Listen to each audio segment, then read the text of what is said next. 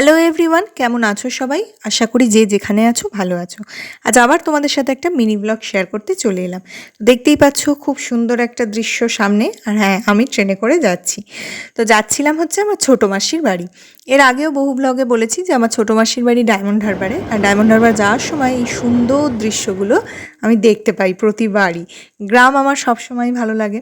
তো ওদের বাড়িটা যাওয়ার সময় একমাত্র এই গ্রাম্য ভাইবসটা আমি পাই। তো কথা বলতে বলতে দেখো এসেও পড়েছি। একসাথে অত সূর্যমুখী ফুল দেখে না মনটা এত ভালো লাগলো। আর এই হলো আমার মাসির বাড়ির প্রধান আকর্ষণ, এই পুকুরটা আর তার উল্টো দিকে বড় রাস্তা। এই দুটোই হচ্ছে আমার মাসির বাড়ির সৌন্দর্যকে 10 গুণ বাড়িয়ে দিয়েছে। তো যাই হোক, মাসির বাড়ি পৌঁছে লাঞ্চ করে একটু রেস্ট নিয়ে বেরিয়ে পড়েছি ঘুরতে যাব বলে। কারণ ওখানে অনেক দিন ধরেই একটা মন্দির হয়েছে, সেই মন্দিরটা দেখার আমার খুব ইচ্ছে ছিল।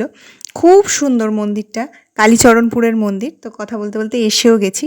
আমি, মা, মাসি আর মেসোমশাই 4 জনে মিলে গিয়েছিলাম। এত শান্ত নিরিবিলি পরিবেশ, আমার এত ভালো লেগেছে। কোনো ভিড় নেই, কিছু নেই, মন ভরে মহাদেবকে দর্শন করতে পারবে। তো চলো মন্দিরটাতে আমিও ঘুরবো আর তোমাদেরকেও সাথে নিয়ে ঘুরবো। আশা করি তোমাদেরও খুব ভালো লাগবে। আর সব থেকে ইন্টারেস্টিং পার্ট হলো মন্দিরটা একদম গঙ্গার কাছাকাছি, গঙ্গার পাশেই।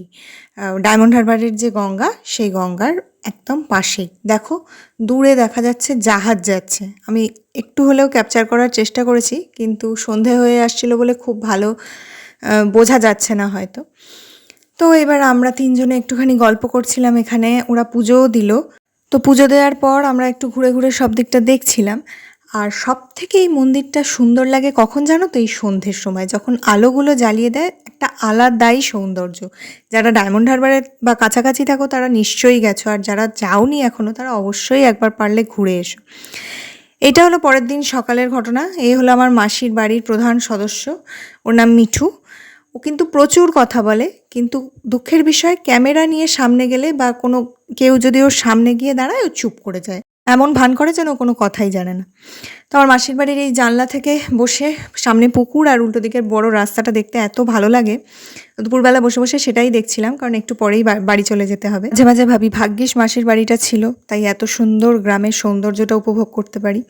আজকের ভিডিওটা এইটুকুই। কেমন লাগলো অবশ্যই কমেন্ট করে জানিও। ভালো লাগলে একটা লাইক করে দিও। দেখা হবে নেক্সট শর্টসে। টাটা।